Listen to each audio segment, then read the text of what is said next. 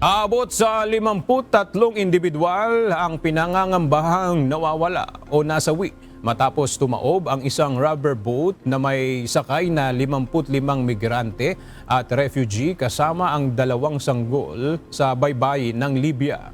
Ayon sa International Organization for Migration, dalawang babaeng Nigerian lamang ang nakaligtas at nasagip ng mga otoridad ng Libya matapos lumubog ang bangka ilang oras matapos itong umalis mula sa lungsod ng Al-Zawiya. Sinabi ng IOM na patuloy na dumarami ang mga nasasawi o nawawala sa pagtawid ng Mediterranean mula Libya na umaabot na sa halos 500 ngayong 2026 pa lamang.